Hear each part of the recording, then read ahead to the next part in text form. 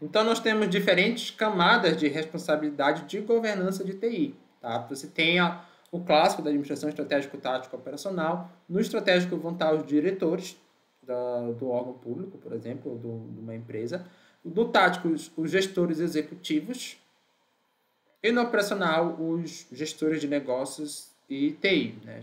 A chamada gestão de linha, gestão ali operacional de TI. Esses diretores, pessoal, vão ser o pessoal que faz parte do conselho de administração e das mais instâncias ali de governança corporativa de nível estratégico, tá?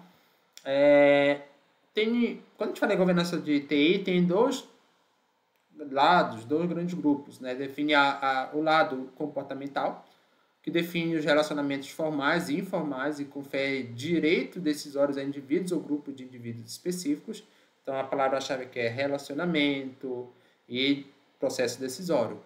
E o lado normativo, que define os mecanismos, formalizando os relacionamentos e estabelecendo regras e procedimentos operacionais para assegurar que os objetivos sejam atingidos. Percebam que quando a gente fala de comportamento, pode ser formal ou informal. O diálogo que existe, enfim. Quando a gente fala normativo, é regra, é procedimento, isso é coisa formal. Porque, às vezes, o processo decisório é esse. Mas, nem tudo a pessoa, de fato, tem o poder de decisão. Tá? Às vezes, o poder dele é só de cumprir o que está na regra. Tá? A regra da organização é que você nomeie, quando você é chefe de um gestor lá, de um órgão público, nomeie o primeiro aprovado na lista de um concurso público. Você não tem a decisão de, pegar a lista, eu não quero o primeiro, eu quero o segundo. Não, você só tem que cumprir a regra. A regra é, passou no primeiro, vai ter que chamar ele. Mesmo que você tenha uma desavença, por exemplo, com essa pessoa. Você está ali na condição de gestor, você não está na condição de tirano. Tá bom? Então, existem os relacionamentos que se criam depois, mas nem tudo é informal ou pode ser simplesmente um processo decisório de alguém que tem um certo poder dentro do órgão. Esse poder é limitado pelo sistema de regras, em tese é assim que funciona o Estado Democrático de Direito. Tá? Esse é o contexto. O Estado Democrático de Direito ele limita a atuação do Estado através das regras estabelecidas na Constituição e derivados. Né? Aí você vai toda a instituição jurídica do país, né? Desde a Constituição, as leis ordinárias, os decretos, até chegar nos instrumentos normativos menores, que são as normas de conduta de um órgão, por exemplo. 3 questões, tá? São importantes quando a gente fala de governança. Governança de TI. Quais decisões devem ser tomadas para garantir a gestão e uso eficazes de TI? Quem deve tomar essas decisões e como essas decisões devem ser tomadas? Olha só, decisão, porque também nem todas as decisões são passíveis de regra. E aqui regra, né? Como devem ser tomadas. E aqui quais decisões? Então, quais, quem e como. Que, se. Tá? 3 enfoques também são importantes. A conformidade. A organização está apta para manter posições básicas de funcionamento. Né? Se aquilo que a organização se propõe, ela de fato tem capacidade de fazer. Exemplo, responsabilidade e garantias. Vou colocar aqui. Desempenho visa a otimização de recursos e a criação de valor através de mecanismos efetivos para a tomada de decisão de TI. Então, desempenho está relacionado à otimização de recursos, tá? E também criação de valor. Então, uma coisa está apto, mas o que é que eu vou gastar com isso? Pode ser que eu gaste muito, não sei se é economicamente viável fazer isso. Então, como é que eu posso melhorar meu desempenho? Comportamento. Adoção de comportamentos desejáveis e seguros no uso de recursos de TI. Tá? Esse enfoque é interessante porque pode estar conforme, pode estar bem, um bom desempenho, mas o comportamento pode ser não tão bem visto, inclusive do ponto de vista ético. E aqui, pessoal, um quadro que mostra a diferença da governança de TI na organização privada e organização pública. Tá? Enquanto que nas organizações privadas a governança de TI está com foco no controle de governança, na organização pública o foco é no cidadão. Lembra, a empresa ela tem um foco lá no lucro dela. Então, a governança ela tende um preceito que é dar lucro. Não adianta ter uma boa governança se não der lucro. Então, a governança ela é importante para que a empresa tenha lucro, mas não dá para tirar de perspectiva o lucro quando a gente fala de setor empresarial. Já no órgão público, não, o foco é no cidadão. Objetivos, aí melhoria da gestão em ambas as organizações, só que aqui, incremento do resultado por meio das TICs e aprimoramento de serviço ao cidadão. Tá? É assim, resultado financeiro, principalmente aqui, tá? Vai ter a mesma lógica, as duas querem melhorar, mas cada um com o seu foco diferente. Variáveis de acompanhamento da efetividade. Pontuais como margem de lucro, redução de custo e market share. A organização pública é mais difusa, tá? E focada em projetos que visem o bem comum. Por que que aqui a definição de efetividade é mais fácil? Porque o que é ser efetivo para uma empresa? Lembra lá a tríade? Eficiência, eficácia e efetividade. A efetividade é você ter resultado. Pronto. Porque às vezes, o que é que pode acontecer? A empresa pode estabelecer um objetivo. Meu objetivo é produzir uma quantidade X de estoque do produto. Só que esse objetivo pode ser alcançado com eficiência, mas não ter demanda. Então, na empresa, você pode ser eficaz sem ser efetivo. Agora, eu disse que a efetividade ela é mais subjetiva. Mas no caso de uma empresa, ela vai ser... a grosso modo, as empresas podem ter diferente estratégia, mas no longo prazo sempre vai ser lucrativo, tá? Então, essa subjetividade, para longo prazo, ela vai se perder no setor empresarial, porque o objetivo vai ser sempre lucro. Até mesmo o market share, aqui a fatia de mercado, é uma coisa mais ambígua, porque não necessariamente uma empresa se destaca por ter uma maior fatia de mercado, ela pode ter uma fatia de mercado que não tenha tanta rentabilidade. Então, uma empresa que tenha um público menor pode ter um ticket maior e uma margem de lucro maior por cada unidade de venda. Então, o que de fato vai ser importante vai ser o lucro de longo prazo. Vamos lá. Já nas organizações públicas, isso é muito mais difícil, porque trata do bem comum e você tem diferentes interesses na sociedade. Então, não é assim tão factível como na empresa privada que você tem indicadores contábeis e financeiros. Estrutura de governança. Então, você tem, nas organizações privadas, novas estruturas, ou mudança no papel das estruturas existentes, criada conforme a necessidade e respeitando os regulatórios. Tá? Então, tem que respeitar a lei, as estruturas são mudanças. Aqui, pessoal, você tem que respeitar o regulatório, mas você tem uma certa flexibilidade para mudar a estrutura de governança. Aqui não, porque a estrutura é previamente definida na legislação. Perceba que aqui é a mesma coisa, você pode ter novas estruturas, mas sempre seguindo estritamente a legislação. Por quê, pessoal? Existe um princípio da administração pública, que é o princípio da legalidade. A legalidade, ela tem dois caminhos. Quando você trata dos órgãos públicos, você tem a legalidade restrita. Então, o órgão público ele só pode fazer aquilo que está na lei.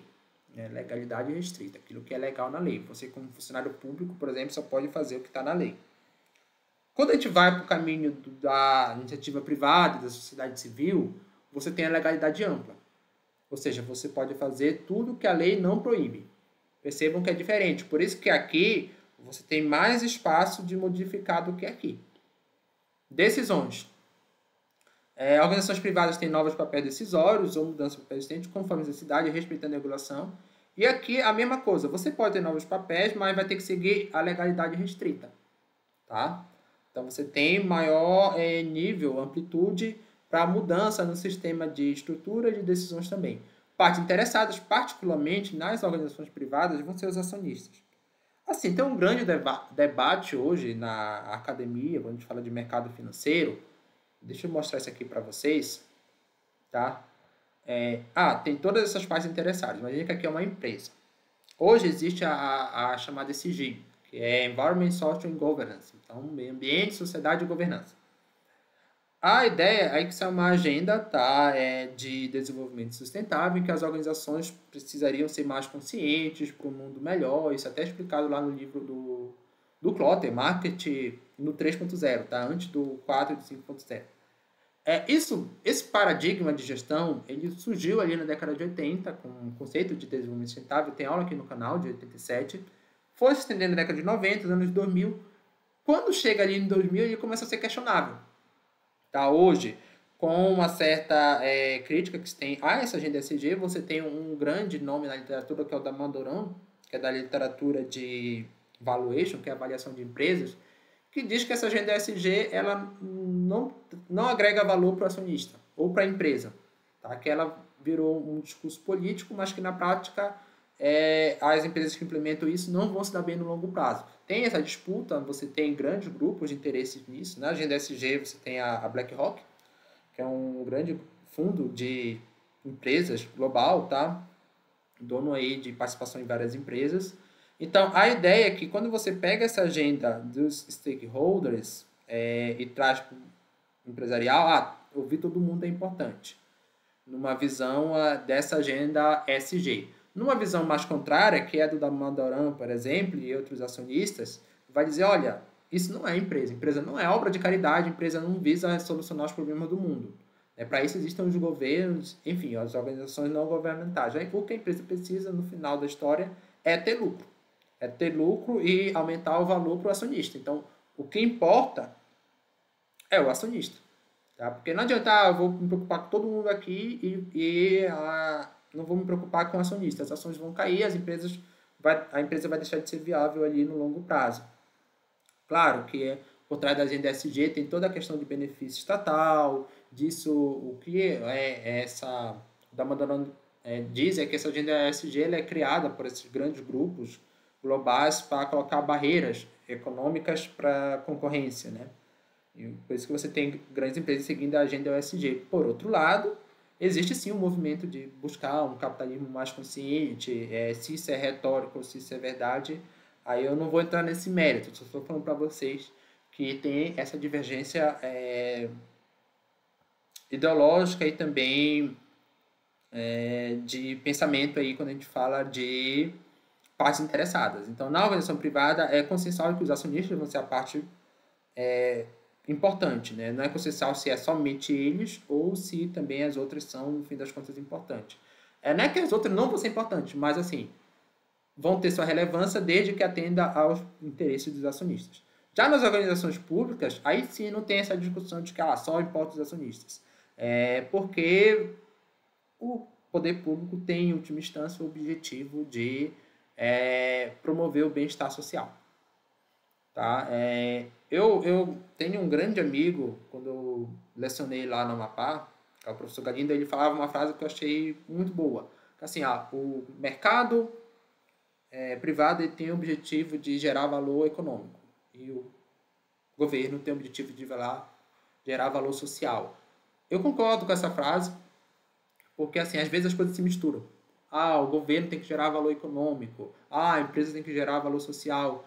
Tudo bem, essas coisas estão imbricadas e realmente acontecem coletivamente, mas às vezes isso acaba perdendo os objetivos de um e de outro. Tá? Aí você tem organizações privadas, o papel da organização.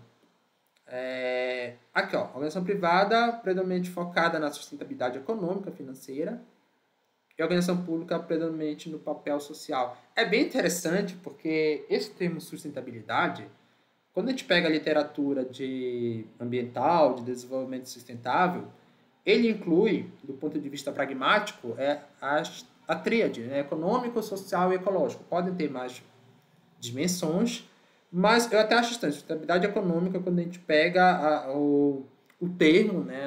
A etimologia do termo para ciências ambientais. Porque se tem sustentabilidade, obviamente vai ter o econômico, o social e o ambiental no mínimo. Só que aqui ele não está usando o sentido das ciências ambientais, e sim das ciências contábeis. Né? A sustentabilidade da empresa seria a continuidade da empresa, tá? Ela se sustentar. Não é aquela sustentabilidade de proteção ao meio ambiente, as questões socioambientais. Tá? Essa sustentabilidade ela vai estar mais assim, aqui, predominante no papel social. Inclusive, quando a gente fala social, do ponto de vista do desenvolvimento sustentável, inclui, no meu ponto de vista, né, na minha leitura da sustentabilidade, o socioambiental também. Porque para que a gente vai preservar o meio ambiente? Se não é para as futuras gerações. Né? Então, aqui estaria a sustentabilidade do ponto de vista das ciências ambientais e aqui a sustentabilidade do ponto de vista das ciências contábeis. Não esqueça de compartilhar, curtir e se inscrever no canal.